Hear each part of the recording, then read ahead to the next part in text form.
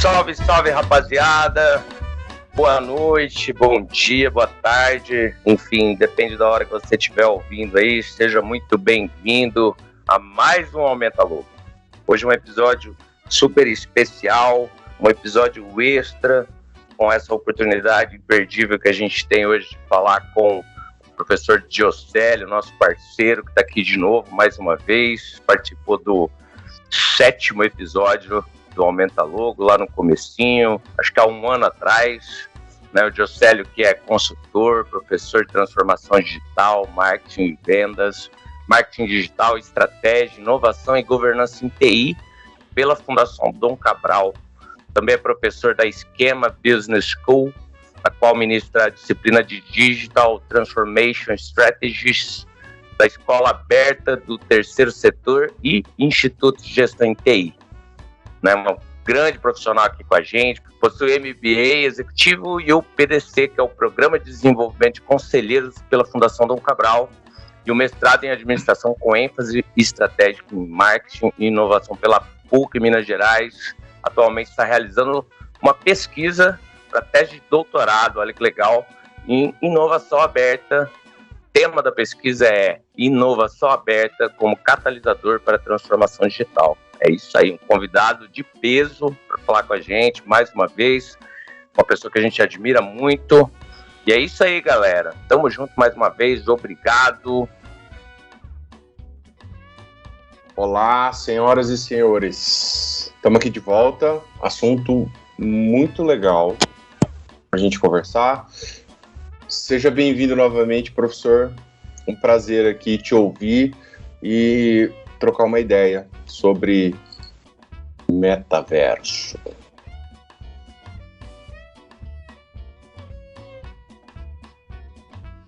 Pois é, o Ricardo já deu um spoiler aí do nosso tema, mas não tem problema, é isso mesmo. Nós vamos falar hoje sobre NFTs e metaverso. E não poderia ser diferente. Está aqui com a gente hoje Giocélio Goulart. E aí, professor, como vai? Obrigado mais uma vez pela sua presença aqui. E aí, pessoal, boa noite, tudo bem? Boa noite, não, boa tarde, bom dia. Obrigado. Assim, no metaverso não tem dia, não tem noite, né? Então, prazer estar aqui com vocês mais uma vez, falando sobre um tema instigante, tecnologia nova, disruptiva. Será que é tão nova assim?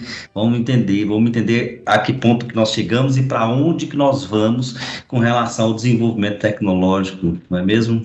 Vai ser um prazer essa noite. Grandes novidades, mas não vou dar spoiler. Vamos esperar aí cada pergunta um momento.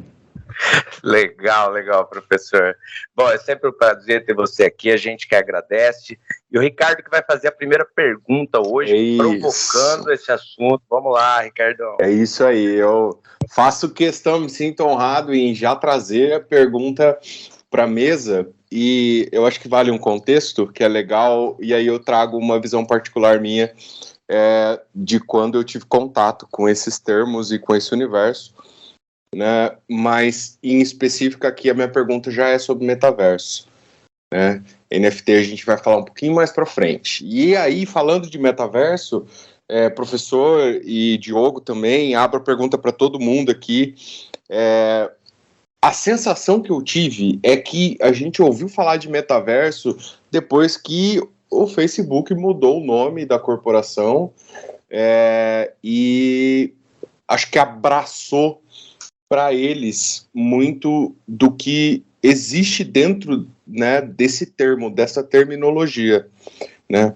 E assim, até hoje, do que eu ouvi gente falando sobre o tema, e aí gente que é da tecnologia, gente que é da comunicação, né, falando sobre isso, jornalistas falando sobre isso. Existem várias versões de metaverso, né? E a sensação que dá é que ninguém sabe mais ou menos o que é isso, né? E então, assim, se tá no hype e ninguém sabe muito o que é isso, é esse o motivo por que tanta gente está falando e está tentando explicar o que é metaverso hoje, ou existem, ou de fato realmente isso tá aí, a onda chegou e tá acontecendo. Professor, quero fazer essa pergunta para você, assim, se fala muito de metaverso por causa da meta, né, Facebook virar meta, se fala muito de metaverso porque é a palavra da onda, ou porque realmente é uma tecnologia que chegou aí e já tem coisa acontecendo?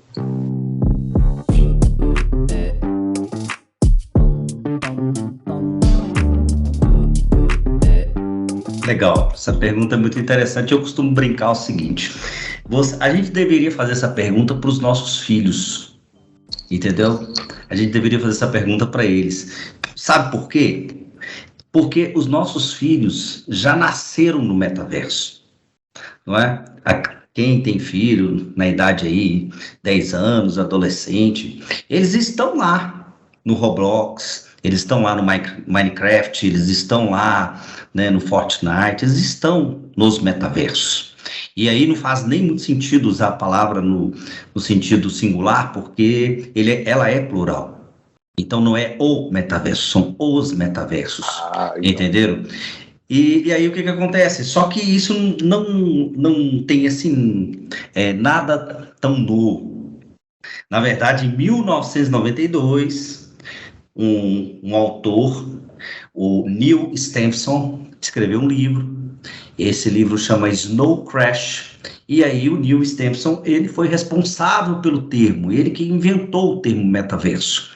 E aí ele narra, né, no livro, a existência de uma sociedade distópica e que, para fugir daquele mundo cruel, vamos dizer assim, eles inventaram lá um metaverso. E o que tem dentro desse metaverso? Já na ideia original do Neil: avatares digitais, universo online, a fuga da realidade, que é a realidade cruel, o qual eles viviam, e ele já faz uma profecia lá nesse livro. Será que o metaverso será o sucessor das redes sociais? Então fica essa pergunta, né? E aí, eu não sei se vocês se lembram, o que surgiu no meio desse caminho? A Second Life. Vocês se lembram da Second Life? Exato. Entendeu? Com certeza. Pois é, então Second Life foi uma primeira versão. O que acontece com a tecnologia às vezes, gente, é que porque ela é tão assim, ela está tão no estágio tão inicial, tão embrionário, e as pessoas ainda não compreendem. Não sei se vocês já viram uma entrevista do David Letterman com Bill Gates na década de 90. Eu acho que eu sei qual é. Continua, por favor.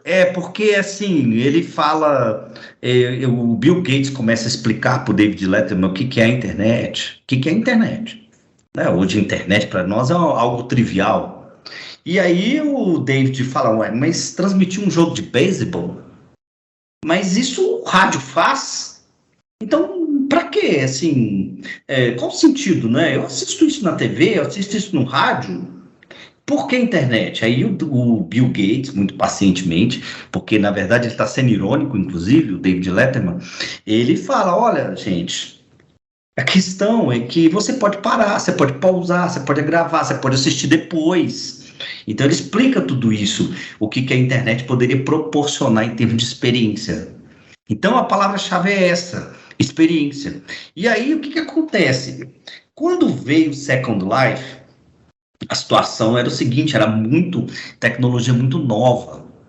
Nós estamos falando de realidade virtual, não é? Posso falar que o metaverso é um rebrand de realidade virtual, realidade aumentada, e agora uma possibilidade da descentralização. Por quê? Porque a gente traz a Web3, e eu posso falar que a Web3 é um rebrand da blockchain, não é?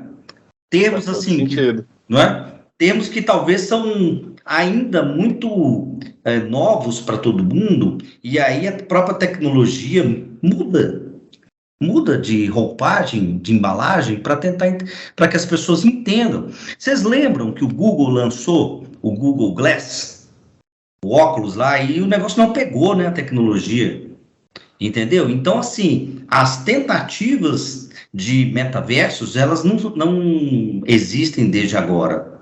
Existiram iniciativas anteriores. E, gente, é interessante, provavelmente eu estou até pensando aqui agora, deve ter alguma coisa no Simpsons sobre isso, sabe? Com certeza. Não é? Deve ter algum episódio lá. Mas tem. Eu também acho. Mas tem no Black Mirror. No Black Mirror, sim, é outra boa referência de conteúdo pop aí, né, que traz esses temas, né? Exato. E o Black Mirror, o que acontece? Ele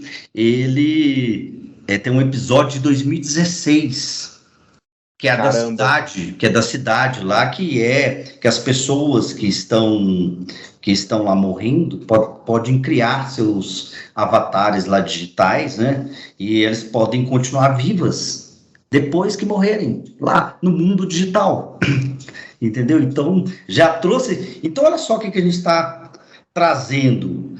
Conceitos, metaverso, avatar, não é? Eu posso criar um avatar que não necessariamente, inclusive, sou eu, pode ser um eu idealizado. Tem, gente, E olha, eu aprendo com minha filha sobre isso, de 10 anos.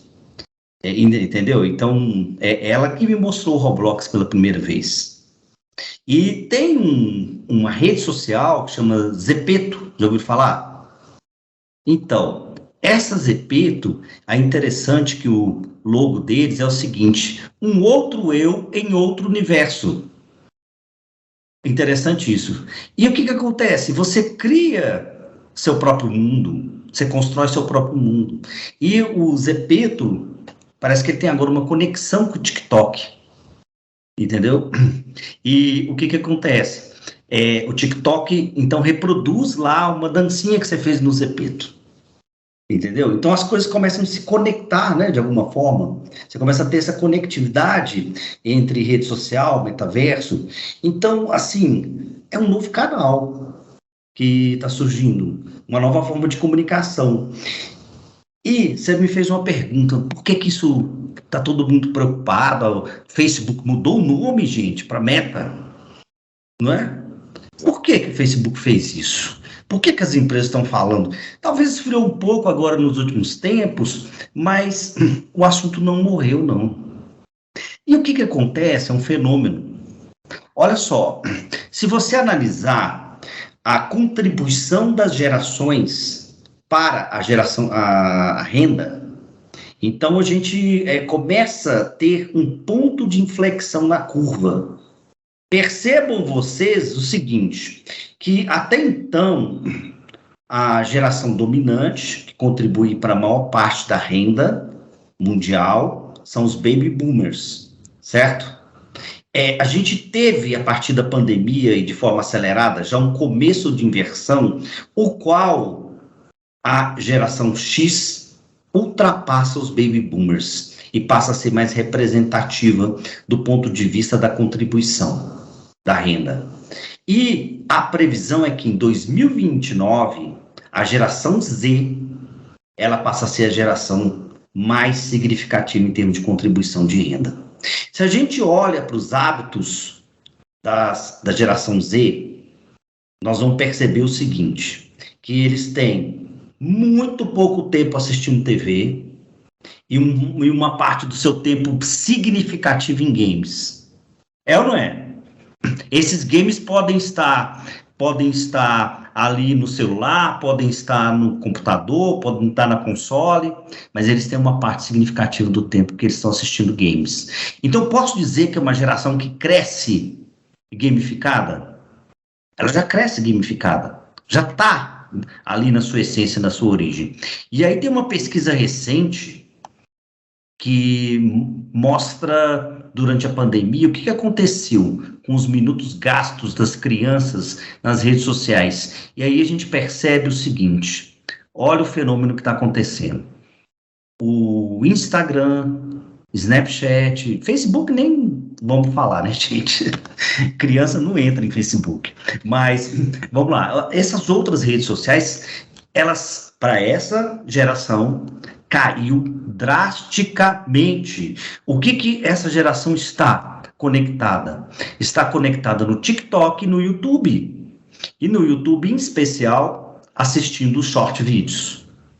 Então, ou seja, a gente tem um contexto que é baseado em gamificação, que é baseado em short vídeos, e uma geração que começa a despontar como geração que mais vai contribuir para a renda. Ora, imaginem vocês, nós vamos continuar comunicando com essa geração da mesma forma anterior, entendeu? Que se hoje nós estamos no paradigma da rede social, não é? Nós tivemos já o paradigma do rádio, depois o paradigma da TV, da internet, da rede social. Esse paradigma está com os dias contados. Ou seja, Facebook sabe disso. Então, ele sabe que ele tem que criar outro tipo de experiência, senão ele não sobrevive. Agora, a pergunta de $1 bilhão, não é nem de $1 milhão, é: como é que será esse metaverso? Será centralizado? Os metaversos serão centralizados como é hoje a tecnologia, na mão de poucas empresas de base tecnológica, Google, Facebook, Microsoft? Ou a gente vai assistir o advento da internet descentralizada?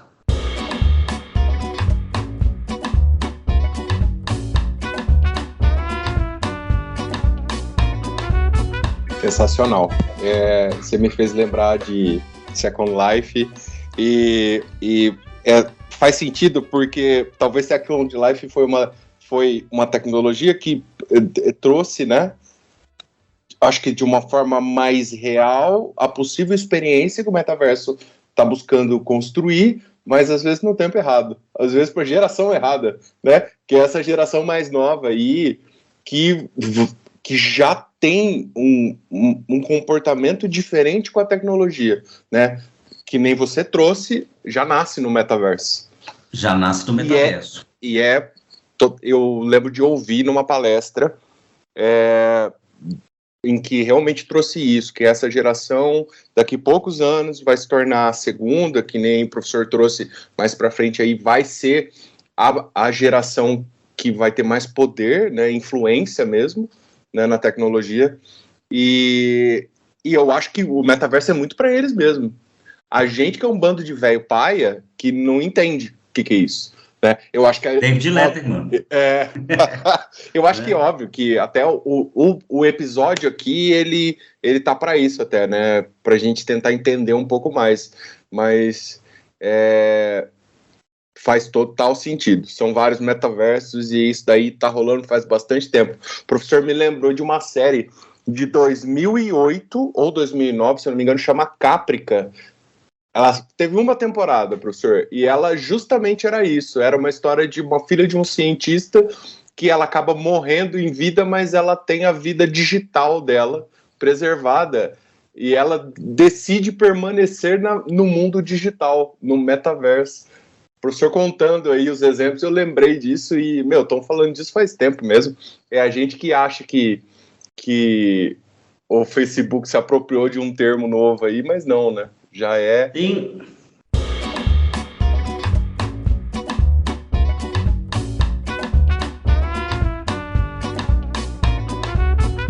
um outro aspecto também que é importante a gente ressaltar, que é o seguinte: quando o Second Life lançou outras iniciativas, a iniciativa do Google, a realidade era o seguinte, que nós não tínhamos infraestrutura tecnológica e nós não tínhamos também aplicações e dispositivos para isso, não é? Nós não tínhamos, por exemplo, uma forma de poder monetizar, nós vamos falar um pouco mais sobre isso. Nós não tínhamos a blockchain. Blockchain foi criada em 2008, entendeu? E nós estamos, a infraestrutura tecnológica, a gente vê agora, estamos tendo o advento aí da 5G, que leva mais poder para o mobile. Não tinha nem mobile, não tinha essa capacidade naquela época. Então, ou seja, nós temos a tecnologia, ela avança em ciclos de aplicação e ciclos de infraestrutura. E muitas vezes a aplicação ela avança mais rápido.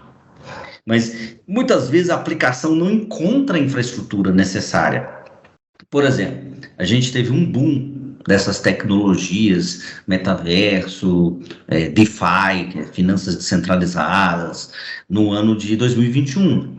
E aí agora isso deu uma acalmada, né, para não falar uma queda, mas a realidade é porque o mercado está se estruturando do ponto de vista de infraestrutura. E olha, é um mercado tecnológico que nunca teve tanto dinheiro. E nós estamos, obviamente, naquele cenário inicial de adoção da tecnologia, sabe? Então, a tecnologia está no seu estágio inicial, eu diria assim. Se a gente for ver, é o early market, entendeu? Então, quando ela começa a se provar, então os primeiros, os early adopters começam a utilizar, e entre a mainstream market, a maioridade da tecnologia, e o early market, tem ali um vale da morte, não é? Porque muitos ficam pelo caminho. Perceba nas próprias redes sociais, cadê o Orkut? Cadê o MySpace? Então, vários ficaram pelo caminho ao longo desse processo. A mesma coisa, uma tecnologia nova, disruptiva, que vem de conceitos que já existiam anteriormente, desde 1992, quando a ideia foi cunhada, primeira experiência aí pelo Second Life, e depois a evolução. E agora, o que acontece? Nós estamos caminhando para uma situação onde temos cada vez mais infraestrutura, e eu diria que a disrupção que pode ocorrer está a nível de dispositivo. Eu fico me perguntando, será que o dispositivo vai ser esse mesmo smartphone que a gente está acostumado? Será que nós não vamos ter uma projeção holográfica? Será que nós não vamos ter um óculos de realidade virtual, entendeu? A Microsoft está lá investindo, né, seu HoloLens, seu óculos de realidade virtual, voltou isso aí. E aí a experiência para o usuário, ela começa a se modificar. Ela começa a ser diferente do que ela é hoje.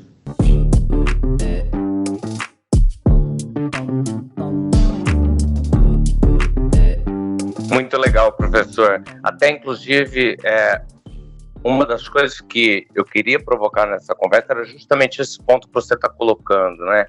É o momento, de fato, dessa tecnologia se consolidar, ou nós estamos falando, né, de uma outra dessas tecnologias que surgiram antes do tempo, onde elas teriam aí um campo fértil, né, para se proliferar e para gerar mercado e para se consolidar, para evoluir, né? Como você bem colocou, muitas vezes as aplicações elas chegam muito antes da infraestrutura necessária, né? A gente está vendo muita coisa acontecer ao mesmo tempo, por exemplo, o próprio 5G, né, que chegou nos celulares tão antes, né, da infraestrutura de rede estar preparada, e não só aqui no Brasil, no mundo todo, né? A gente vê isso se consolidando hoje em dia, e há 5 anos atrás a gente já tinha aparelhos aí, né, com a tecnologia, né, embarcada. E realmente esse eu acho que é um ponto bem interessante, mas assim, eu ainda queria ouvir a tua opinião no sentido de que faz sentido, do ponto de vista mercadológico, realmente, empresas como a Meta, Tinder, Nike, Adidas, Microsoft, como você acabou de citar, a Nvidia, né, Budweiser, a Epic Games, a Roblox, várias outras marcas, né, gigantes, que estão investindo assim tanto dinheiro nessa tecnologia. Isso indica que sim, né, estamos diante de uma consolidação dessa tecnologia, e esse é, né, o novo sentido do mercado digital, né? Para mim ainda é uma dúvida nesse sentido. Pô, será que nós estamos diante de algo que ainda tem muito chão para se consolidar ou não? Né? Ou o metaverso está próximo de se tornar uma realidade muito presente na vida do consumidor, né, na vida, como você colocou, das próximas gerações aí, ou dessa geração, né, que está crescendo agora, né, e já nascendo dentro desse universo, né? O que você acha disso, assim, em termos de mercado, né? Porque eu vejo, por exemplo, só para concluir a pergunta aqui, eu até fiz um post recente no LinkedIn falando sobre uma ação da Coca-Cola, onde eles lançaram uma embalagem né, temática do produto deles, que foi chamada de Marshmallow por causa do DJ Marshmallow, que eles fizeram uma edição limitada da embalagem, né? E toda a ação foi realizada dentro do Twitch, né? Com um ambiente virtual, né? Dentro do conceito que a gente compreende, né? Como metaverso. A gente vê aí, né? As marcas já estão começando a se movimentar dentro da publicidade, dentro das ativações de marca, do meio do marketing, né, dentro desse universo, né? Então, concluindo o raciocínio aqui, é consolidado, o metaverso já está acontecendo e ele vai ser, sim, um mercado exponencial. Você acha que ele vai chegar nas mãos dos consumidores mesmo? A gente já está pronto para isso? A infraestrutura está pronta, professor?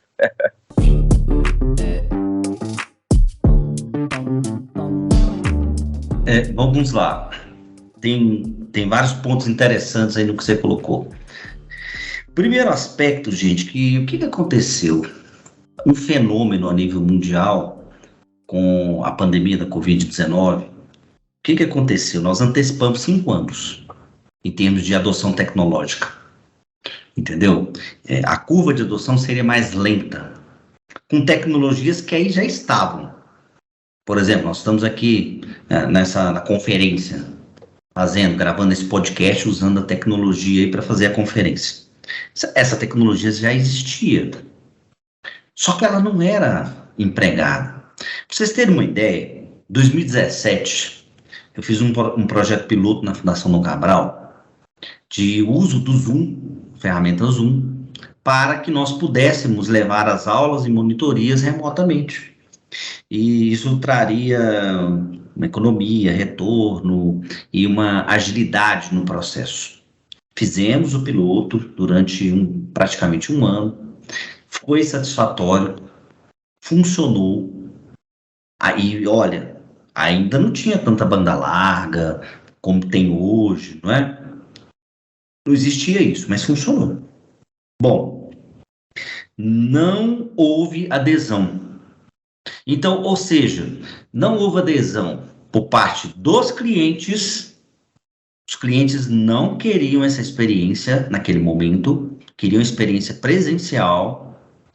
Consequentemente, não houve adesão por parte dos professores e por parte dos associados, que são os comerciais, vamos dizer assim, da Fundação, que atuam na venda dos programas da Fundação junto aos clientes. Não houve adesão. Eu entendo os motivos, naquele momento, da baixa adesão, entendeu? Porque o cliente não queria escutar falar daquilo. Ora, quando veio a pandemia, o que aconteceu? Ou você utilizava a tecnologia, ou você morria. É ou não é? Você ia deixar de vender, a sua empresa ia parar de funcionar, você não ia ter como interagir com seus colaboradores. Era essa a realidade. Então, a adoção tecnológica veio, as pessoas passaram, o crescimento do e-commerce foi absurdo, não é? No período, as empresas digitais se fortaleceram. Então, a gente observou esse ciclo de crescimento. Havia muito dinheiro para isso, inclusive, não é? Que era a forma de se manter a economia viva, em função que estava tudo fechado. Então, como nós poderíamos nos relacionar? Isso acelerou a adoção. E aí, o que a gente observa? Facilitou o processo. Tecnologias que estavam aí começaram a tomar fôlego e tudo mais. E aí, qual que é o fenômeno que vai acontecer? O fenômeno que vai acontecer é esse advento da geração Z. É inevitável, tal qual é a Covid, entendeu? Então, ou seja, já é uma geração que nasce conectada. Olha, um pouco tempo atrás, meu filho de 18 anos, ele não tinha rede social, mas ele tinha uma rede. Sabe qual? Discord. Por quê? Porque ele é gamer. Então, se você for olhar, é a rede dos gamers. Ele assistia YouTube para assistir os gamers jogando. Entendeu? Então, ou seja, a forma de se comunicar com essa geração já é outra. Ora, se eles passam a ser os protagonistas, então as marcas vão continuar comunicando da mesma forma? Você imagina o seguinte, nasce uma geração que não assiste TV. Eu vou usar a mídia televisiva? Não é? Hoje é consenso aqui, qualquer um entre nós, de que você precisa ter uma presença em redes sociais. Mas, ora, essa nova geração não está no Facebook. Então, de que vai servir essa estratégia do Facebook, se essa geração não mais está lá? Então, veja, por que essas marcas estão tão preocupadas em criar experiências de metaverso? A maioria das marcas que você citou, ou são marcas aí de tecnologia, ou são grandes marcas, não é? Elas estão preocupadas porque elas sabem que elas precisam se relacionar com seus clientes, com seus novos clientes, de outra forma. Não será dessa forma atual. Ora, isso significa que a rede social como ela hoje vai morrer, a internet vai morrer, a TV vai morrer? Não. A TV não morreu, por exemplo, não é? Só que ela fica mais segmentada de nicho. Perde o poder da escala, da grande massa. Então, essa preocupação das marcas, hoje, é porque nasce um novo mercado. Ora, as questões de infraestrutura já são muito mais resolvidas. E hoje nós temos tanto tecnologia que proporciona alcance quanto proporciona velocidade.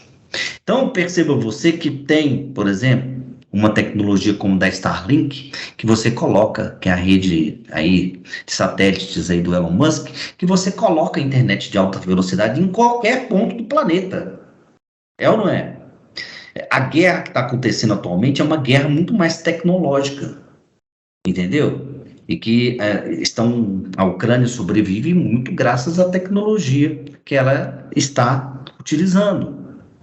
Então, ou seja, tudo isso, eu não sei se vocês viram, até comentando sobre isso, vocês viram um caso de um piloto lá da Ucrânia, de drone, que é um gamer, que é um piloto, um menino. Não vi não é? isso. Até polêmico o negócio, né? Porque, Sim. poxa, tá colocando um menino na guerra, mas é um menino piloto, destruidor, gamer.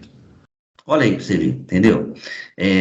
Não estou fazendo nenhuma apologia à violência, à guerra, de forma alguma, mas eu estou só querendo mostrar o contexto da mudança e como ele chega avassalador. Ou seja, se essas... hoje, num cliente que o Diogo até conhece, a dona lá comentou um negócio interessante da importância das marcas praticarem a ambidestria. O que é o tal da ambidestria, gente? É o seguinte, eu preciso explorar as oportunidades existentes, não é? Então, claro, eu tenho que ter uma estratégia de marketing voltada para as redes sociais, eu tenho que criar as alternativas para comunicar com o mercado que aqui está. Por outro lado, temos que começar a pesquisar as novas possibilidades antes que a gente seja atropelado, não é? Então, é necessário as marcas se prepararem, entenderem. E olha, se a gente parar para pensar, vocês que são do criativo, que é interessante até pensar assim, será que a gente vai se comunicar da mesma forma que a gente se comunica? Por exemplo, a gente já sabe que uma loja virtual não se comunica da mesma forma que uma loja física, não é? A lógica é um pouco diferente em vários aspectos, a experiência é diferente, entendeu? Em termos, vocês que trabalham com design, com comunicação, vocês sabem disso, que a pegada é diferente, que tem que ser de uma outra forma. E aí, a provocação que eu faço, e no metaverso, como é que vai ser? Aí hoje eu brinquei lá com a dona, falei com ela o seguinte, olha, no metaverso, você não vai vender produto saudável. Ela é uma marca de produtos saudáveis. Você vai vender poções mágicas com superpoderes. Entendeu? É isso, mas é isso que vai causar lembrança de marca sua. Não é? E a isso... mensagem moldada pro contexto que ela tá, né? para o contexto que ela está, que pode ser um NFT, daqui a pouco a gente vai falar sobre NFT, mas que dá poções, é uma poção mágica. Não é? E aí o desafio das marcas está em saber conhecer essa linguagem, entender que tem muito a ver com a gamificação e entender como fazer a conexão com o mundo real. Claro, porque no final das contas ela precisa vender seu produto real aqui.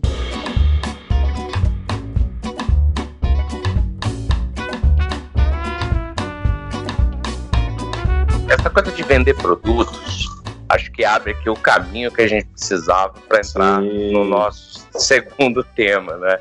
Porque, por que eu fiz essa provocação sobre o mercado que está por trás do metaverso? Porque a gente sabe que tudo isso ganha muito peso, e é claro, eu fiz a pergunta justamente para provocar esse aspecto, com o surgimento dessas tecnologias que a gente tem hoje, como o blockchain, que dá condições de você ter a comercialização com um nível de segurança como a gente nunca viu antes, né? A troca de valores digitais e mesmo a criação de produtos virtuais, né, únicos, né, através dessa tecnologia, é algo que muda um pouco o contexto daquilo que a gente tinha até então, né, nos produtos que eram totalmente virtuais, né?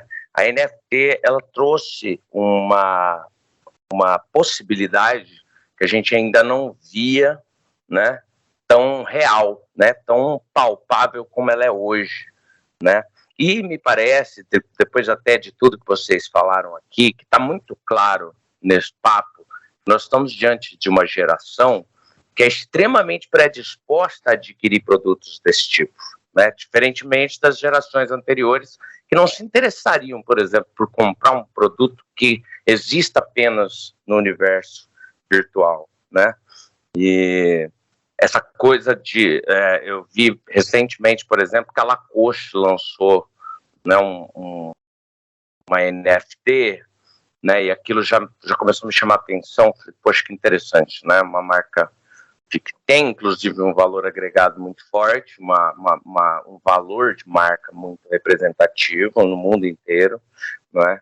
E já está começando a olhar para isso, né? E eu achei muito interessante aquilo, porque me fez parar para pensar, puxa vida, nós já estamos vendo a NFTs em marcas tradicionais, né? Em marcas que têm uma representatividade no mundo que eu conheci, né, de 20 anos para cá, 25 anos para cá, olhando para a internet, né? Eu sou uma geração Y, bem do início dela, quase X, né? Então eu peguei aí o início, né, eu vi a bolha acontecer, eu vi uma série de coisas aí, né, do início dos anos 2000. Então, para mim, isso tudo é bastante emblemático, porque eu consigo entender uma evolução.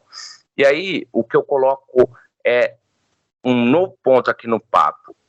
Com o surgimento da NFT, a gente tem uma aceleração do metaverso, ou não, né? Qual é o papel dessa tecnologia da blockchain e das NFTs para a aceleração da capacidade de geração de mercado dentro do metaverso? Professor, o que você acha? Vamos começar a falar do segundo tema desse episódio, que eu acho que é bem interessante também.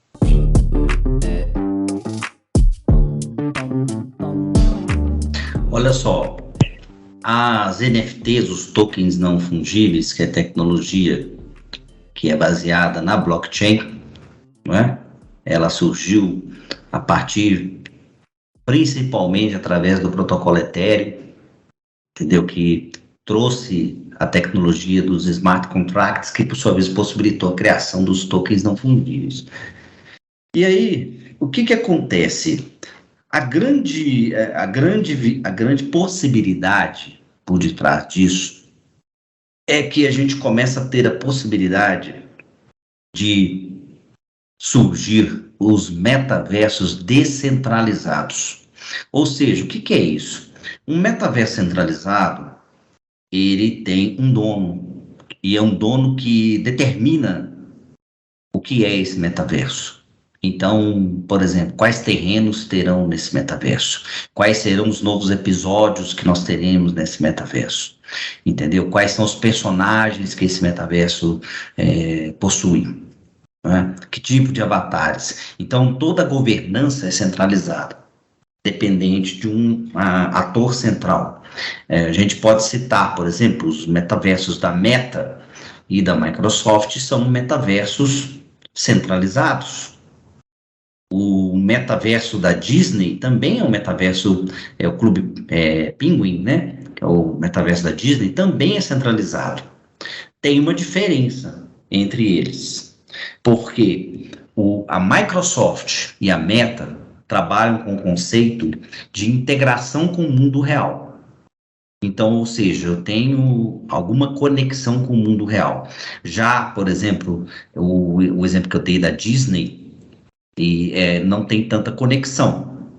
O Fortnite, que é centralizado, como o Roblox também, eles estão ali no meio do caminho entre uma conexão e uma não conexão. Mas veja, todos esses metaversos que não são baseados na tecnologia blockchain, não são tecnologias proprietárias das empresas, entendeu? Com a governança proprietária. Com a blockchain, a gente começou a ter a possibilidade da descentralização da tecnologia.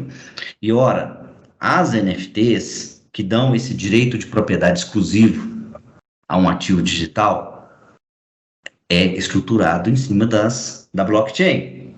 E então que surge a ideia do metaverso descentralizado. Nós temos como exemplos a Sandbox, entendeu? Que a proposta é um metaverso descentralizado com integração com o mundo real.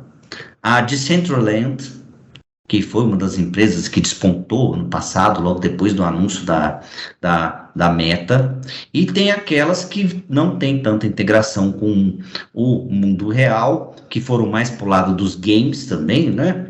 Como a Gala Games, Axie Infinity, por exemplo, são alguns exemplos de aplicações construídas aí para isso. E o que acontece? A gente viu um advento, assim, né, uma febre das NFTs, cresceu, a gente viu aquele evento lá, o Neymar pagou 6 milhões lá no Macaco Chateado, no Bored Ape, que é de uma outra empresa que inclusive lançou seu metaverso, que é a Yuga Labs, entendeu? Que a coleção pertence, mas assim, muito no conceito da visão de arte digital, não é? E sim, ok, a arte digital tem valor e eu tenho a propriedade que me pertence. Então a blockchain, ela consegue te assegurar isso, que aquilo é seu, entendeu? Pertence a você, aquela criação. Ora, mas o que acontece? O grande dilema é conseguir trazer utilidade. E pode ser uma utilidade dentro de um game para um jogador? Pode. Por exemplo, de vez em quando eu fico brincando com um joguinho aqui que é o Tênis Clash, de tênis, né? E você tem uma raquete lá que você ganha mais fácil, mas ela custa. Essa raquete é um ativo digital. O Tênis Clash, ele não usa NFTs, mas eu poderia ser um NFT, por que não? E a NFT, como ela sendo minha, significa que eu posso comercializá-la, que eu posso trocá-la, entendeu? Então, a NFT nasce um mercado, que é um mercado também de escambo de NFTs, marketplace de NFTs. A gente tem um exemplo do maior marketplace, que é o OpenSea, onde você pode ir lá e comercializar suas NFTs, ou adquirir uma que te interessa, entendeu? Então, tem um mercado específico de quem coleciona ou quem quer um atributo para ter um diferencial num game. Mas, gente, por que, por exemplo, o ingresso para o Rock in Rio não pode ser uma NFT? O que impede? Vocês estão entendendo? E não teria utilidade? A tecnologia não seria não é uma tecnologia robusta o suficiente, e aí ainda dá liberdade. Uma empresa como a Simpla, por exemplo, ela não poderia criar toda a estrutura dela de eventos, ingressos baseados em NFT? Cartório. Por que os documentos de cartório precisam ser, não poderia usar NFT? Então a tecnologia, olha o que é interessante da tecnologia, que ela simplifica a emissão de um token. Se eu quiser, eu posso emitir uma escritura sem muita dificuldade. O grande lance da tecnologia, porque até então a emissão de um token era algo complexo. Hoje não, gente. Você entrar, talvez tenha alguns passos complexos, entendimento um pouco assim do que é uma wallet, por exemplo, não é? Que você precisa ter uma carteira digital, não é? Então isso ainda precisa ter esse entendimento, mas em tese o cartório, um emissor de um documento com validade, ele poderia ser uma wallet e ele armazena lá dentro as suas NFTs. Então, ou seja, há uma série de aplicações no mundo real, que aí é onde que eu acho que a NFT começa a fazer muito sentido, quando ela começa a se conectar com essas aplicações aí do mundo real.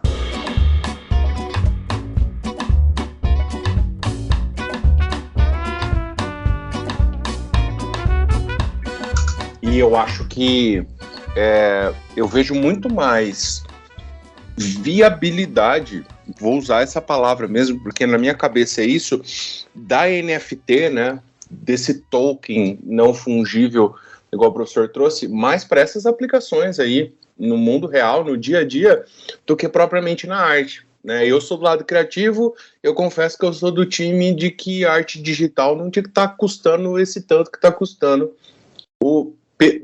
utilizando, né? Dentro dessa tecnologia NFT,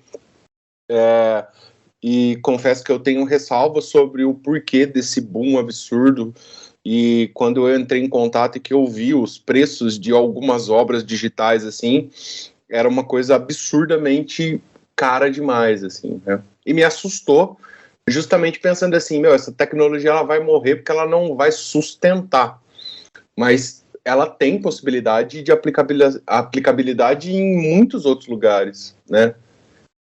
Mas aí entra num ponto, professor, que eu quero ver se faz sentido o meu pensamento, porque aí eu acho que entra numa questão de que, assim como o metaverso que a gente citou, acho que até mesmo o Bitcoin, né, criptomoedas, entra numa coisa assim, é uma tecnologia que ela, o senhor comentou, ela democratiza e descentraliza. Né? E aí a gente pode dizer que isso é uma barreira, essas duas palavrinhas aí, ela é uma barreira para, vamos falar do NFT e do Bitcoin principalmente, mas até mesmo desses metaversos, né, às vezes mais descentralizados, pode ser uma barreira para o sucesso dessas tecnologias vingarem? O que o professor acha?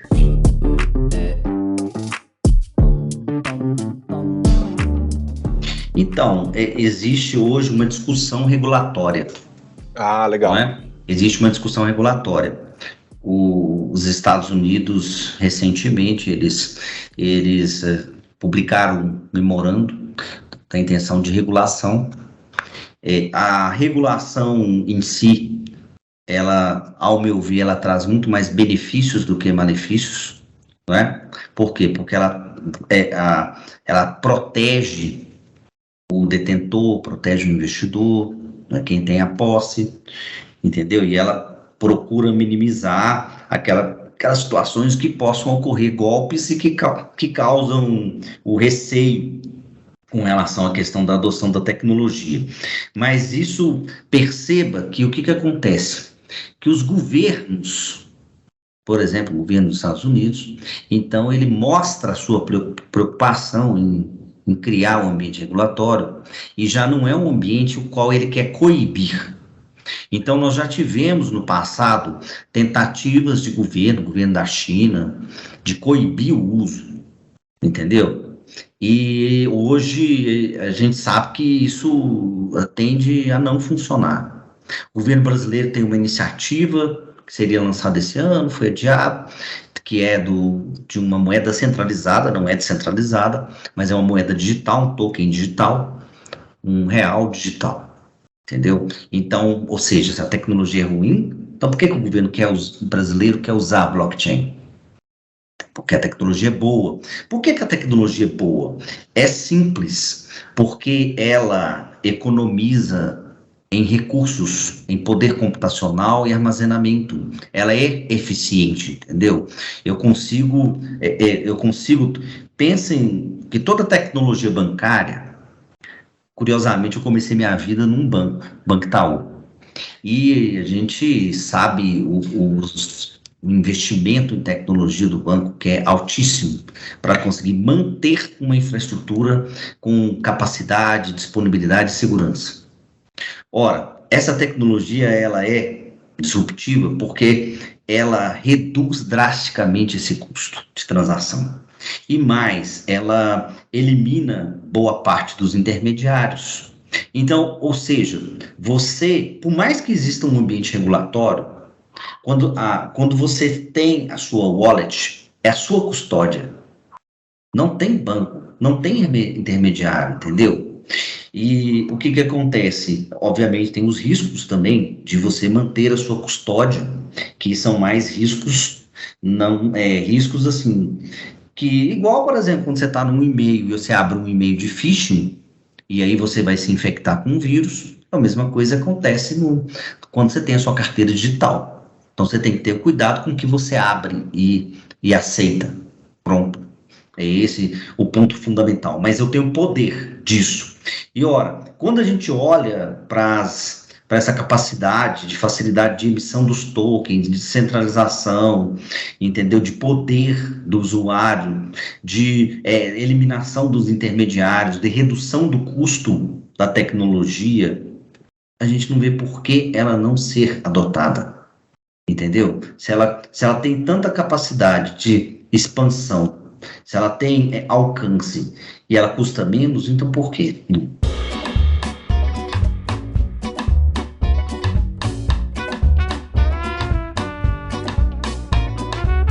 Tem potencial demais, né? Tem muito potencial. É claro, a gente muitas vezes está ali no papel de David Letterman. Porque assim, você pode perguntar, mas se eu uso o real e faço Pix, para que eu vou querer ter Bitcoin? Né? Sim.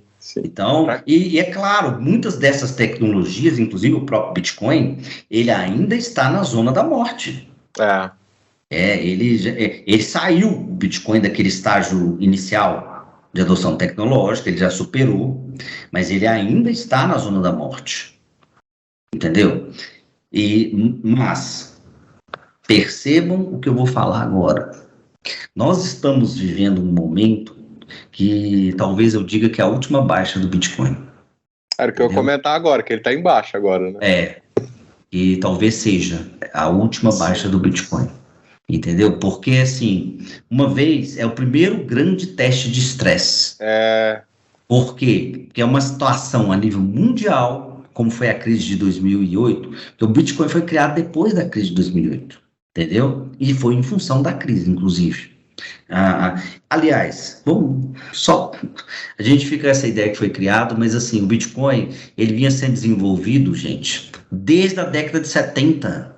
Quando se criou criptografia hash, entendeu? Então, assim, claro, um anônimo, né, Satoshi Nakamoto, publicou um paper brilhante, ficou desenvolvendo código em comunidade. Olha só que coisa interessante aqui. Vocês são um coletivo, não é? Vocês têm uma governança descentralizada. O Bitcoin trouxe o conceito das DAOs, Decentralized Autonomous Organizations, que são organizações com milhares de pessoas, milhões, que não têm um dono, que tem uma comunidade que desenvolve. O Bitcoin é a maior DAO existente, que desenvolve e que faz as validações, tem um algoritmo de consenso, que mantém a rede funcionando. Entendeu? É muito louco isso, sabe? E funciona, é estável, entendeu? É isso que é o mais impressionante. Ora, se a curva de adoção ainda é pequena, ainda está na zona da morte. Então, pensem vocês na hora que essas tecnologias, elas ultrapassarem isso. Ninguém segura. Muito interessante, professor. Até a gente ia perguntar sobre o potencial das NFTs, mas você já falou muito bem. Tá respondido, né? Pois é. Não, e assim, eu acredito, até se eu estiver equivocado, você pode reiterar aqui, por favor, mas eu acredito que a gente mensurar o potencial que o mercado, né, das NFTs, o próprio Bitcoin, como você mesmo falou, a gente não, ainda é difícil dizer aonde isso pode chegar, eu acredito, né? O próprio metaverso, como a gente disse aqui, né? Os metaversos, né? Aqui a gente tem, assim, ainda uma visão que, ao meu ver, ainda é limitada para que a gente possa dizer, não, isso tem um potencial de bilhões de dólares, de X bilhões, de trilhões de dólares, enfim. Mas esse já é um mercado de mais de $1 trilhão. Olha aí, então a pergunta faz sentido. Que legal, que sensacional, incrível.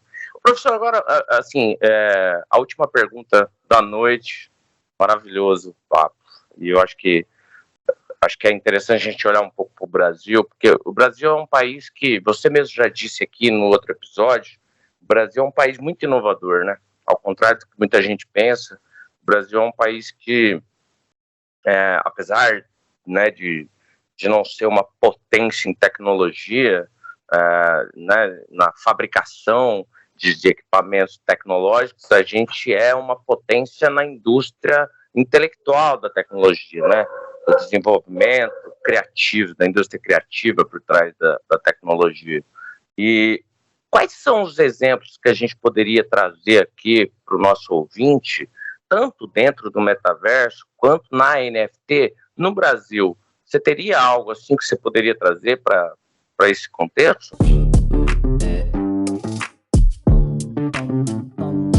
Sim, tem alguns exemplos interessantes de coisas que estão acontecendo. Nós tivemos a Boticário, fez um evento no metaverso, não é? Carnaval da Boticário, não sei se vocês se lembram. A Havaianas, ela criou uma ilha lá no Fortnite, entendeu? Olha que era legal. A Ilha das Havaianas. A única coisa que eu penso um pouco, gente, que é assim, não sei se é ter uma ilha, mas é ter uma ilha que você tem lá uma Havaiana voadora, sei lá, entendeu? Você tem alguma coisa diferencial, assim, eu fico pensando, não é? Você tem que ter uma experiência diferente lá no metaverso, afinal de contas, por quê? Que as pessoas estão buscando isso lá, estão buscando o seu avatar lá, o seu eu no outro mundo. Ele é um eu que pode ter superpoderes, ele é um eu que pode ser de outro gênero também, né? Por que não? Então, são várias experiências possíveis, e aí eu acho que é isso que as marcas têm.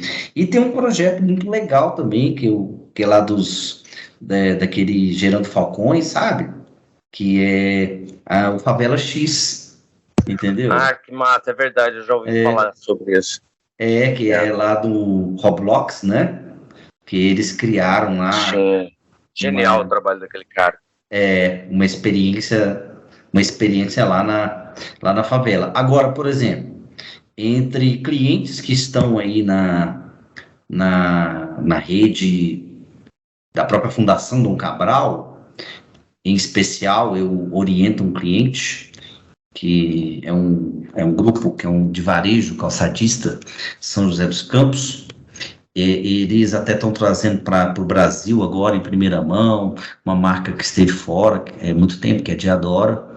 Então, eles já estão alguns planos nesse sentido, que é um NFT que vai destravar e poder você ter acesso a um tênis lançamento especial, entendeu? Tem projetos assim.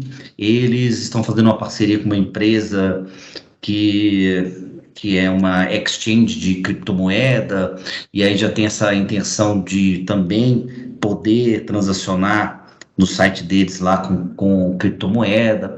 Tem um pessoal de São Paulo também, se eu não me engano, de Mogi das Cruzes, se eu não me engano, que eles criaram uma DEX.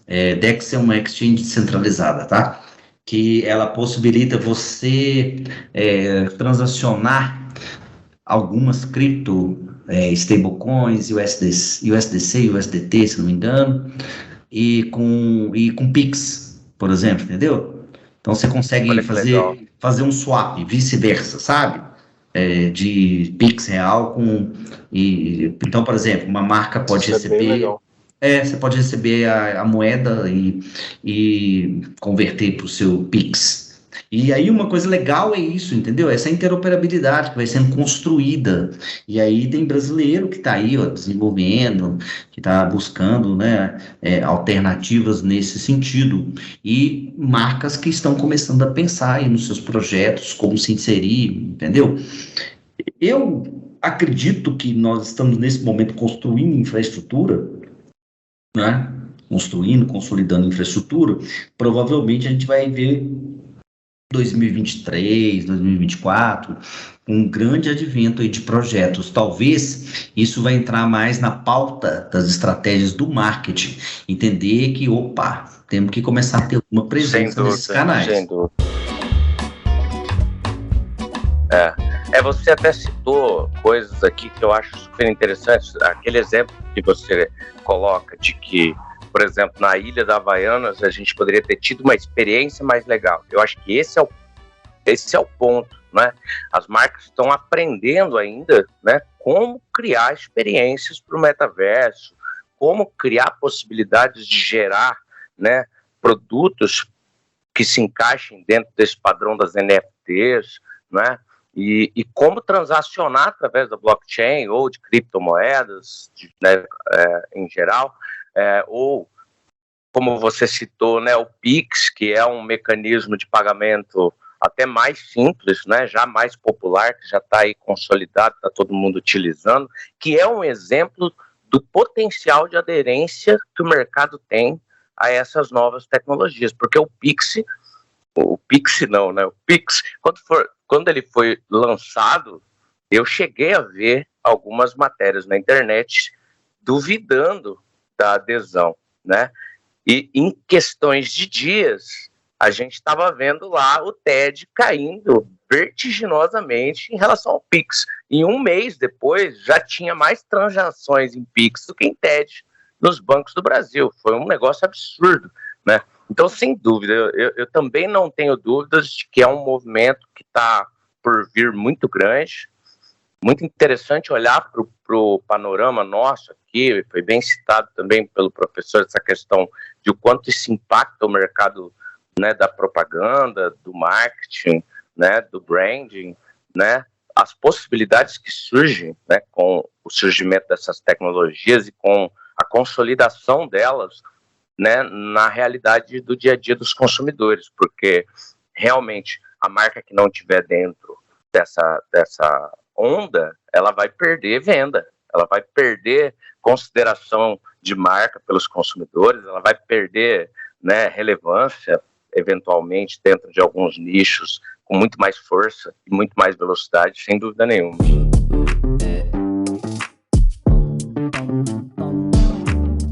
A gente está observando, só um ponto aqui que eu acho que é importante destacar, um desenvolvimento contínuo que não parou.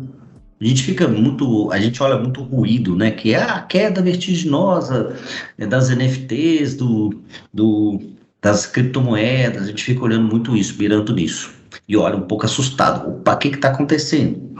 Por outro lado, o que acontece? Nós estamos observando um grande desenvolvimento em infraestrutura, em camada 2, que é da escalabilidade, porque um ponto que muita gente pode falar, que os custos de transação ainda podem ser altos, principalmente para adoção em massa, entendeu?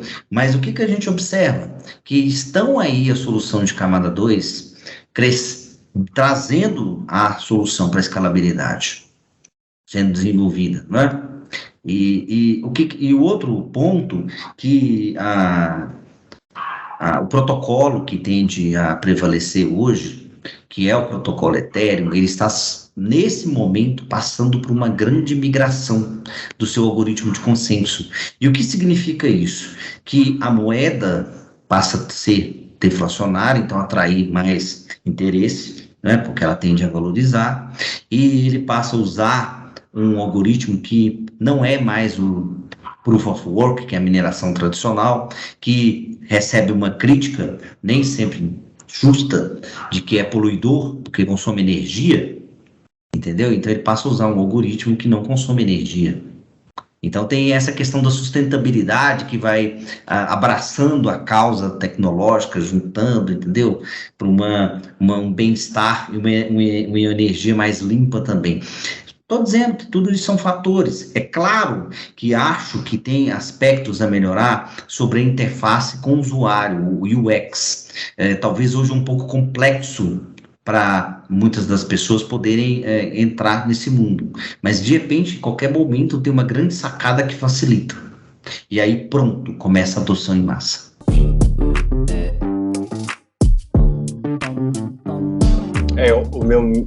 Acho que meu anseio maior mesmo é a democratização, né?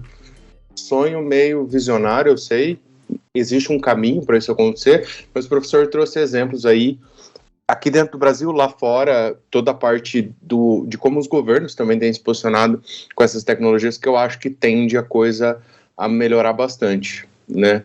É uma perspectiva, eu saio desse papo muito mais feliz, assim, porque dá um certo medo mesmo, né, disso degringolar, né, acabar perdendo a mão e se tornando uma tecnologia que cai em desuso, que, enfim, pode ter impactos nas marcas, nas economias. Eu, como profissional que trabalha com marcas, tenho também essa preocupação, né, e tenho esperança de poder trabalhar com essas tecnologias com as marcas que eu trabalho. Quem sabe um dia, né?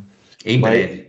Em breve. Eu queria trazer até, aí eu já fico quietinho, gente, prometo, mas eu tive a oportunidade de estar no Fórum E-Commerce de Océlio ontem, e o Fórum E-Commerce Brasil, que acontece em São Paulo, e eu tive a oportunidade de assistir a palestra do João Branco, do McDonald's, né? E o tema da palestra era metaverso, e no final das contas, ele não fala nada de metaverso. Ele chega falando assim, eu poderia citar aqui tudo que a gente está fazendo no metaverso, mas eu acho que a tecnologia ela vai ser um meio sensacional, a gente não pode deixar essa onda passar, mas eu acho que como profissionais criativos a gente precisa se preocupar em como se comunicar através dessa tecnologia com os nossos clientes, que é aquilo que você falou, né? Vamos comunicar, utilizar a tecnologia de forma criativa, né? Aproveitando o melhor dela. E eu saí muito com isso na cabeça, assim, eu acho que tem tudo a ver com o nosso papo. E para mim é isso, eu acho que isso que vale a pena, assim, vamos acompanhar aí os próximos passos, mas não deixar de utilizar a tecnologia da melhor forma dentro do contexto mesmo, até mesmo de como que o público vai utilizar ela, né? Que é o que a gente está vendo. O professor trouxe os novos públicos, né, públicos que estão mais adaptados a essa realidade, a gente como público também precisando se adaptar, né, então é isso, bem legal o papo, muita coisa boa. E a curva de adoção tecnológica, ela tem cada vez mais sendo encurtada, né? Mais curta e mais rápida, né? Mais curta e mais rápida. Bom, isso a pandemia nos ajudou a fazer, né, professor? Também. Forçou a gente. Eu acho que agora é inevitavelmente mais rápido, tudo que vier. Nós se tornamos mais rápidos, eu acho, para adotar a tecnologia depois dessa experiência. Apesar de que depois, a gente pode até, isso dá tema para outro programa, mas essa coisa da dúvida sobre a experiência presencial e a experiência remota, que eu vejo muita gente falando no LinkedIn aí, poxa, eu quero voltar para o escritório e etc., né, tá faltando presença e tudo mais. Eu ainda acho que o comportamento humano, né, ele é muito social e tudo mais, e ele vai ser sempre uma dicotomia muito grande entre o digital, o virtual e o presencial, sem dúvida, sem dúvida. O que é curioso no metaverso? O metaverso de todas as tecnologias é a que mais se aproxima de levar o ser humano, que gosta de olhar para aquilo que parece, né, real, para algo próximo da realidade, né? Todas as outras tecnologias que nós tivemos, através do meio digital, da internet, do computador, elas nos distanciavam bastante disso, né? E aí, de repente, a gente vê um produto que você consegue ter exclusividade dele, ou seja, é como realmente você comprar uma obra de arte, comprar uma NFT que seja exclusiva, ou comprar um produto como o professor bem colocou aí, para você jogar um jogo que é uma raquete exclusiva, né? A marca, de repente, vê que não é apenas uma firula de marca ter aquilo dentro de um game, não. Ela está, de fato, ganhando dinheiro com aquilo. Ou seja, é mais uma representação da materialidade, né? Então, eu acho que realmente é uma coisa muito mais concreta isso que a gente está vendo acontecer, né? E isso me chama a atenção porque pode ser que o impacto do uso disso na vida do consumidor seja muito diferente do que a gente viu nas outras ondas das tecnologias que a gente vem acompanhando aí sequencialmente acontecendo na nossa vida, né, como consumidores. Eu acho bem interessante. É uma coisa bem louca mesmo. Muito legal, professor, tá? Eu queria te agradecer imensamente, novamente, por estar aqui com a gente mais uma vez. É sempre fantástico falar com você e eu espero que a gente tenha um próximo episódio aí para falar de algo tão curioso quanto, ou para falar de metaverso de novo, de NFT de novo, porque esse assunto ainda vai render com certeza muita coisa, não é? Os próximos capítulos estão por vir, né? Tem muita novidade surgindo, muita empresa, né, que está para lançar aí, a própria Meta, que a gente começou falando dela, né? A gente não sabe exatamente, né, como que vai ser os próximos capítulos aí, então tem uma série de coisas para acontecer dentro desse contexto. Pode até ser que a gente pode para falar desse tema, né? Mas enfim, queria te agradecer, muito obrigado, né? Muito boa noite aí para você, né? Para quem não sabe, a gente está gravando aí agora já tarde da noite, então assim, a gente só tem a agradecer pela sua gentileza enorme, sua generosidade. Eu que agradeço, é um prazer aí falar sobre esse tema, né? Eu acredito que sim, essa história é uma história em construção, tem muita coisa por vir, certamente. Nós estamos aí no começo, nos primórdios e percebam, né, que não existe especialista em metaverso, entendeu? Tem curioso. Nós estamos aqui como curioso e vão surgir, verdade. Vão surgir profissões novas aí, certamente, entendeu? Então, certamente vai ter o estrategista do metaverso, vai ter o designer de avatar, entendeu? Então, tem um tanto de coisa aí que vai surgir. A gente tem que estar de olho nessas possibilidades e oportunidades, aproveitar essa onda porque tem várias vantagens, vários benefícios. Enfim, eu agradeço vocês, o papo foi muito bom, estamos aí para dar continuidade aí nos próximos episódios, quando vocês me convidarem, sempre um prazer. Obrigado.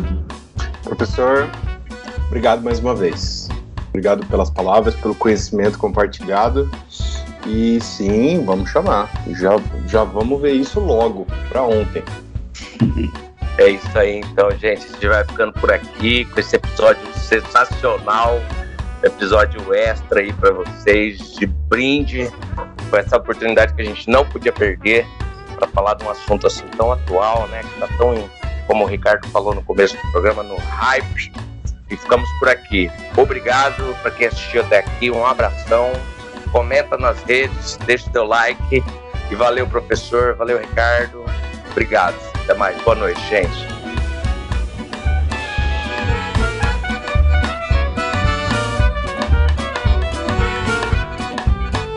Esse podcast foi editado por Coletivo FIP.